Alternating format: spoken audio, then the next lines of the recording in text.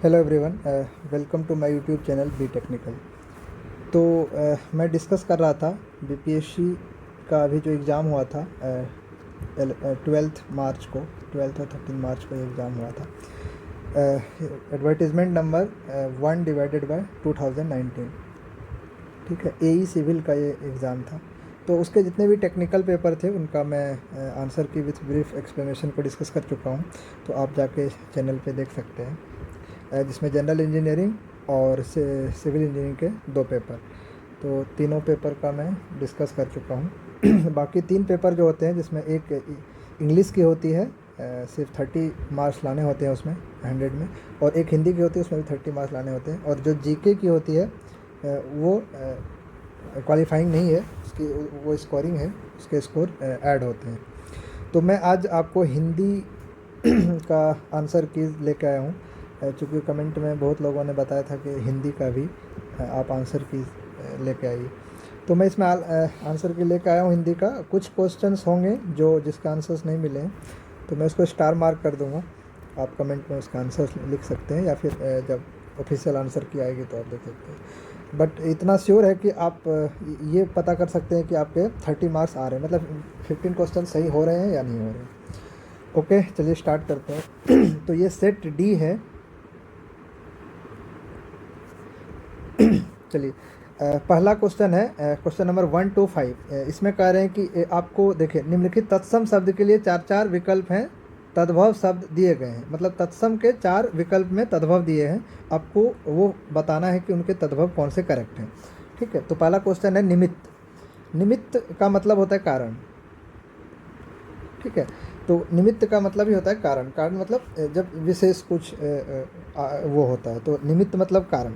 तो कारण उसका अर्थ हुआ, तो उसी में मतलब निमित्त जो है वो तत्सम शब्द है। इसके तद्भव आपको ढूंढना है। तो निशान तो होगा नहीं, साथ होगा नहीं, निराश ये भी नहीं होगा। तो हेतु जो होता है वो भी एक कारण के अर्थ में आता है, तो इसका तद्भव हेतु करेक्ट होगा। So D is the correct answer. Question number 2 है व्योम। व्योम तत्सम शब्द है आकाश का। ठीक है, तो डी इसके करेक्ट आंसर हो जाएगा। अंशु। अंशु मतलब होता है किरण। ठीक है, अगर अर्थ से भी देखें तो अंशु मतलब किरण होता है। तो अंशु जो है वो तत्सम शब्द है, किरण जो है वो तद्भव शब्द है। ठीक है, सी इसके करेक्ट होने चाहिए। तो 3 का करेक्ट आंसर जो होगा वो सी होगा। चौथा क्वेश्चन है पुष्कर। पुष्कर मतलब इसका अगर तद्भव देखें तो पोखर होता है, और पोखर को ही हम तालाब बोलते हैं। ठीक है, तो इसका जो सही आंसर होगा वो क्या, ऑप्शन नंबर ए होगा, तालाब। पुष्कर का तालाब। पंडित, देखिए इस क्वेश्चन को थोड़ा सा स्टार है, क्योंकि इन्होंने क्या बोला है कि हम तत्सम देंगे, उसका तद्भव ढूंढना है। तो अगर आप पंडित का तद्भव देखें तो पंडित मतलब होता है विद्वान। ठीक है, लेकिन पंडित जो है वो संस्कृत शब्द है, इसका तद्भव जो होगा संस्कृत शब्द मतलब तत्सम है, राइट। इसका जो तद्भव होगा वो पांडे है ना, पाड़े होता है, पाड़े होता है इसका तद्भव। तो इसमें थोड़ा कन्फ्यूजन है। उपासक, भक्त ये सब एक ही अर्थ में आता है, रक्षक है ना। तो विद्वान हो सकता है, लेकिन विद्वान जो है वो संस्कृत शब्द है, तत्सम में ही आना चाहिए विद्वान। तो पंडित का मीन्स विद्वान तो होता है, बट मे बी इसका करेक्ट आंसर ए हो, क्योंकि बाकी सब तो नहीं होगा। तो ए इसका करेक्ट आंसर हो सकता है, फिर भी मैं स्टार मार्क कर दिया हूँ। नेक्स्ट क्वेश्चन है क्वेश्चन नंबर 6 to 10। इसमें बोले हैं कि अक्षर के सामने अर्थ लिखे हुए हैं, तो कौन सा करेक्ट है वो आपको बताने हैं। तो ये मुहावरे हैं और उनके अर्थ हैं ABCD, तो आपको बताना। तो पहला क्वेश्चन है क्वेश्चन नंबर 6, झांसा देना। झांसा मतलब धोखा देना। ठीक है, किसी को धोखा देना। सो बी इसका करेक्ट आंसर है। It's too easy. नाच नचाना। नाच नचाना मीन्स एक तरह से होता है कि मतलब किसी को परेशान करना, तंग करना, घृणा करना तो नहीं होगा। तो डी इसका करेक्ट आंसर होगा। ठीक है, 7th का करेक्ट आंसर होगा डी, तंग करना। नेक्स्ट क्वेश्चन है भंडा फूटना। इसका मतलब होता है भेद खुलना। ठीक है, तो सी इसका करेक्ट आंसर हो जाएगा, अर्थ से देखें अगर तो। भंडा फूटना मुहावरा है, इसका अर्थ क्या होगा, भेद खुलना। ठीक है, नेक्स्ट क्वेश्चन है छाती पर पत्थर रखना, है ना।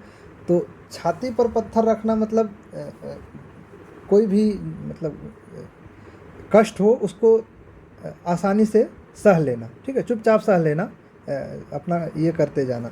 ठीक है, बाकी आप देखेंगे ऑप्शन में तो बहादुर होना ये हो ही नहीं सकता, बलवान होना एकदम बेमेल है। ठीक है, विजेता होना ये भी नहीं होगा। तो ए इसका करेक्ट होगा कि छाती पर पत्थर रखना मीन्स चुपचाप कष्टों को सह लेना, राइट। नेक्स्ट क्वेश्चन है टेढ़ी खीर। टेढ़ी खीर देखने से ही लग रहा है आपको, इसका आंसर क्या हो जाएगा, बी, कठिन काम। टेढ़ी खीर मतलब कठिन काम। बोलते हैं कि कोई काम ये करना है तो बड़ा टेढ़ी खीर है ना, मतलब कठिन काम है। ओके, सो बी इसका करेक्ट आंसर हो जाएगा। नेक्स्ट क्वेश्चन है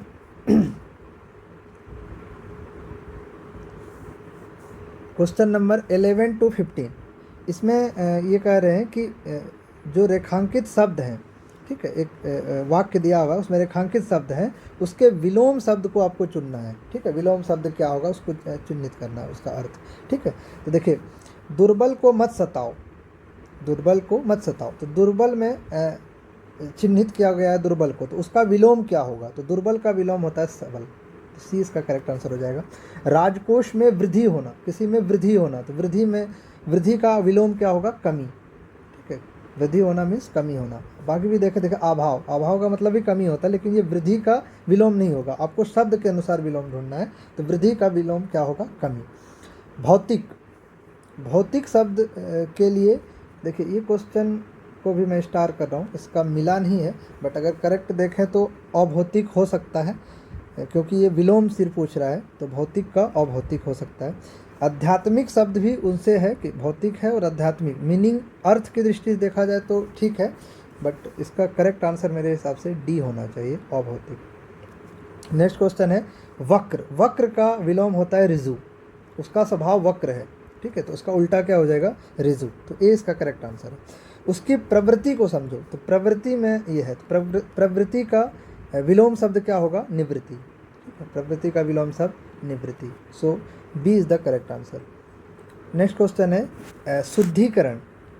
अच्छा, इसमें देखिए 16 to 20, क्वेश्चन नंबर 16 से 20 तक आपको वाक्य शब्द दिया हुआ है, उसके शुद्ध रूप को चूज करना है ऑप्शन में से, ठीक है। शुद्ध शब्द क्या होगा, तो देखिए ये शुद्धिकरण लिखा हुआ है, लेकिन सही शब्द क्या होता है, शुद्धिकरण, है ना। तो शुद्धिकरण में बड़ी मात्रा आता है, तो ये जो होगा वो गलत होगा, डी इसका करेक्ट आंसर है। बाकी तो वैसे ही गलत है ना, स नहीं होता है, श होता है, तो शुद्धिकरण, इसलिए इसका डी करेक्ट आंसर है। नेतागण, नेतागण इसको भी मैं स्टार करूँगा, ठीक है। इसके करेक्ट आंसर मुझे मिले नहीं हैं, तो आप इसके कमेंट बॉक्स में कीजिए कि नेतागण शब्द का करेक्ट क्या होगा, ठीक है, इसका करेक्ट वर्तनी क्या होगा, ठीक है, तो आप इसमें से कमेंट कर सकते हैं। नेत्रगण तो होगा नहीं, ठीक है, नेत्रीगणों ये भी नहीं होगा, तो मेरे हिसाब से बी होनी चाहिए, बट फिर भी आप कमेंट कर सकते हैं क्वेश्चन नंबर 17 के लिए। निर्दोष, देखिए निर्दोष शब्द होता है ना, यहाँ पे निर्दोषी लिखा है, तो इसका सही शब्द क्या हो जाएगा, निर्दोष, तो ये इसका करेक्ट आंसर है। नेक्स्ट क्वेश्चन है 5वां। देखिए 5वां का शुद्ध रूप क्या होगा, तो इसमें क्या होता है, अंतिम अक्षर होता है, मतलब दोनों पे जो चंद्र बिंदु आता है वो दोनों पे आएगा, पाँव पे भी आएगा और 5वां जो लास्ट है उस पे भी आएगा, सो करेक्ट ऑप्शन इसका सी होगा, 5वां, C is the correct answer for question number 19। Next question है अनाधिकारी। अनाधिकारी का शुद्ध वर्तनी क्या होगा, तो अनधिकारी होता है, ठीक है, अना नहीं होता है, अनधिकारी, D is the correct answer, ठीक है। तो बाकी आप देखेंगे तो सब में आना है ना, आन, ये सब है, तो ये तीनों तो ऐसे कट जाएगा, डी इसका करेक्ट आंसर हो जाएगा, ठीक है। नेक्स्ट क्वेश्चन है क्वेश्चन नंबर 21। इसमें देखिए क्वेश्चन नंबर 21 से 25 तक निम्नलिखित वाक्य का वाक्य या वाक्यांशों के लिए 4 शब्द दिए गए हैं, इनमें से उपयुक्त शब्द को चुनकर उत्तर पुस्तिका में चिन्हित करें। तो उपयुक्त शब्द मतलब आपको ये वाक्य दिया हुआ है, इसके लिए कौन सा उपयुक्त शब्द है वो आपको चूज करना है ऑप्शन से। तो जिसके हृदय में दया नहीं है, तो जनरली लोग निर्दयी बोलते हैं, लेकिन ये गलत है, ठीक है, निर्दय होता है, तो बी इसका करेक्ट आंसर होगा। जिसके दिल में दया नहीं, जिसके हृदय में दया नहीं हो उसको निर्दय बोलते हैं। भविष्य में होने वाला, भावी, तो डी इसका करेक्ट आंसर हो जाएगा। इंद्रियों को जीतने वाला, जितेंद्री, it's too easy question, so B इसका करेक्ट आंसर हो जाएगा। आया हुआ मतलब आगत, सी इसका करेक्ट आंसर हो जाएगा। जो स्त्री कविता,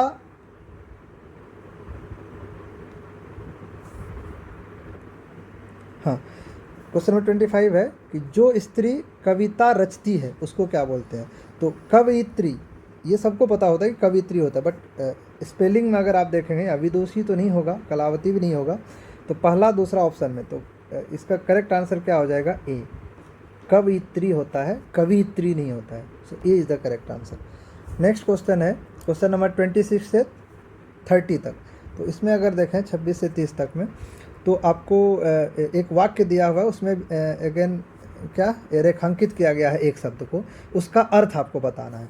जैसे कि क्वेश्चन नंबर 26 देखिए, दया धर्म का मूल है। तो मूल शब्द का क्या अर्थ है? तो मूल मतलब होता है एकदम जड़, है ना। मूल मतलब जड़, जहाँ से उत्पत्ति हुआ है उसको, तो उसको हम क्या बोलेंगे अर्थ की दृष्टि से? तो आधार, है ना। किसी भी चीज़ का जड़ क्या होता है? आधार, आधार बोलते हैं उसको। तो इसका करेक्ट आंसर डी हो जाएगा। ठीक है। लोभ पाप का कारण है, तो इसमें कारण, कारण का मतलब क्या हो जाएगा कि कारण क्या है उसका, है ना। लोभ पाप का कारण है, पाप का कारण मतलब कॉज की बात कर रहे हैं। ठीक है। तो अगर इसमें देखें, इसको मैं स्टार कर रहा हूँ, बट मेरे हिसाब से करेक्ट आंसर इसका ए होना चाहिए, अवयव। ठीक है। कारण मतलब उसका कॉज क्या है, रीज़न क्या है ना। तो मेरे हिसाब से ए होना चाहिए, फिर भी आप इसके कमेंट कर सकते हैं क्वेश्चन नंबर 27 के लिए। नेक्स्ट क्वेश्चन है, जागो फिर एक बार। इसमें जागो का क्या मतलब हुआ? जागो फिर एक बार, जागो का मतलब देखिए, नींद से जागना, नया सवेरा, सुप्रभात। तो ऐसा तो कुछ नहीं है, पुनर्जागरण आप बता सकते हैं। ठीक है। फिर से जागो, पुनर्जागरण। ठीक। तो ए इसका करेक्ट आंसर हो जाएगा।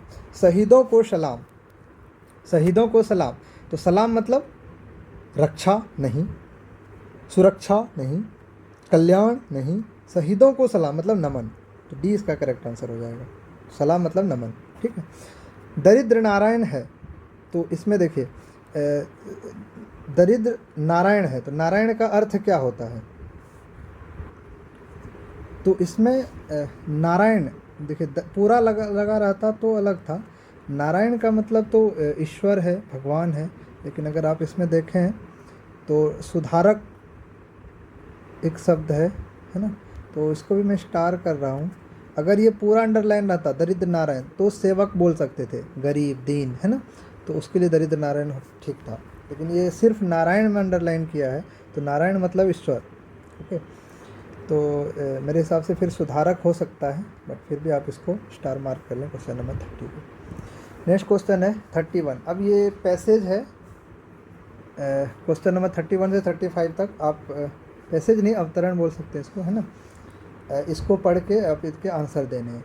तो जब इसको आप पढ़ेंगे तो इसके जो आंसर मिलेंगे आपको, देखिए, घीसा के प्रति खेत वाले लड़के के मन में कैसा भाव है। तो अगर आप कहानी को पढ़ेंगे तो वो लड़का का जो दृष्टि रहता है वो उसके कपड़े पे रहता है। ठीक है। तो वो उसको किस दृष्टि से देख रहा है, मतलब ग्लानि से, लज्जा से, लज्जा तो होगा नहीं, घृणा, घृणा भी नहीं होगा, त्रास, त्रास या ग्लानि में से हो सकता है। तो मेरे हिसाब से इसका करेक्ट आंसर ग्लानि होनी चाहिए। ठीक है। त्रास का मीनिंग थोड़ा अलग होता है, तो ग्लानि या त्रास में से कोई होगा इसका आंसर। तो आप इसमें भी कमेंट कर सकते हैं क्वेश्चन नंबर 31 के लिए। गुरु साहब से झूठ ना बोलने के कारण क्या था? उनकी भक्ति। तो 20 का करेक्ट आंसर है। ठीक है। घिसा ने तरबूज क्यों लिया? क्वेश्चन पूछ रहा है घिसा ने तरबूज क्यों लिया? क्योंकि गुरु साहब जाने वाली है। ठीक है। मतलब उनके जो गुरु थे, तरबूज मीठा था नहीं, माई ने कहा था उसे तरबूज अच्छा लगता है। तो गुरु साहब जाने वाले थे या उसे तरबूज, इसको भी मैं स्टार मार्क कर रहा हूँ। इस कहानी पढ़ के आप इनको भी देख सकते हैं कि करेक्ट आंसर इसका क्या होगा, मिला सकते हैं। तो नेक्स्ट क्वेश्चन है, इसका मैं करेक्ट नहीं दे रहा हूँ, बट ये है कि इसका सी डी में से कोई हो सकता है। तो आप 33 को भी कमेंट कर सकते हैं। नेक्स्ट क्वेश्चन है, उस अभूतपूर्ण दक्षिणा का कारण क्या है? तो घीसा की श्रद्धा, सी इसका करेक्ट आंसर है। नेक्स्ट क्वेश्चन है, घीसा के भगवान जी ने सदा के लिए पढ़ने से अवकाश दे दिया, इस वाक्य का अर्थ क्या है? तो घीसा की माई ने उसे काम पर लगा दिया है, सी इसका करेक्ट आंसर हो जाएगा। ठीक है। क्योंकि घीसा का संपूर्ण पाठ याद कर लिया था, ऐसा कुछ नहीं था। घीसा ने पढ़ाई छोड़ दी थी, ऐसा भी नहीं था। घीसा की मृत्यु हो गई, ये भी नहीं था। तो मेन रीज़न जो होगा वो उसको काम पे लगा दिया गया था। नेक्स्ट क्वेश्चन है क्वेश्चन नंबर 36। हाँ, इसमें देखिए ये कौन सी त्रुटि है, उसको आपको करेक्ट करना है कि किस में गलतियाँ हैं। ठीक है। तो क्वेश्चन नंबर 36 से 40 तक, इसमें आपको कौन से गलत है वो ABCD में से आपको चूज करना है। तो देखिए पहला क्वेश्चन है, पशुओं का झुंड चारा और पानी की चाह में घूम रहा था, कोई त्रुटि नहीं है। तो तो पशुओं का झुंड, ये करेक्ट है। चारों ओर पानी की चाह नहीं होता है, क्या होता है? तलाश में, तलाश में या खोज में, ठीक है। तो तलाश या खोज आएगा इसमें। तो इसका करेक्ट आंसर क्या हो जाएगा? B. B is the correct answer. Next question है, उसने मुक्त हस्त से धन लुटाया। तो मुक्त हस्त में से नहीं लगता है, तो बी इसका करेक्ट आंसर होगा। मुक्त हस्त, उसने मुक्त हस्त धन लुटाया, है ना। मुक्त हस्त अपने आप में है कि से उसमें कनेक्ट हो जाता है, तो से अलग से लिखना नहीं होता है। तो बी इसका गलत है, तो बी करेक्ट आंसर हो जाएगा। नेक्स्ट क्वेश्चन है, उसके चाचा को लड़की हुई। चाचा को नहीं होता है, उनके चाचा के लड़की हुई। यहाँ पे के होगा, को नहीं होगा। सो बी करेक्ट आंसर है इसके, ठीक है। नेक्स्ट क्वेश्चन है, हम तो अवश्य जाएंगे। हम तो अवश्य जाएंगे, तो इसमें मेरे हिसाब से कोई त्रुटि नहीं है। डी इसका करेक्ट आंसर होना चाहिए। अगर अवश्य के बाद कुछ लिखा रहता कि हम तो अवश्य ही जाएंगे, तो गलत होता, लेकिन यहाँ पे ये करेक्ट सेंटेंस है, हम तो अवश्य जाएंगे, ठीक है। तो कोई त्रुटि नहीं है, डी करेक्ट आंसर। शोक है कि आपने मेरे पत्रों का कोई उत्तर नहीं दिया। देखिए, शोक है कि आपने मेरे, शोक नहीं होता है। शोक तो जब अंत्येष्टि उष्टि में जाते हैं तो वहाँ मनाते हैं। खेद है ना, खेद है कि आपने मेरे पत्रों का कोई उत्तर नहीं दिया। तो यहाँ शोक की जगह क्या होगा? खेद होगा, ठीक है। तो इसका ए जो है वो करेक्ट आंसर है। ओके, नेक्स्ट क्वेश्चन है,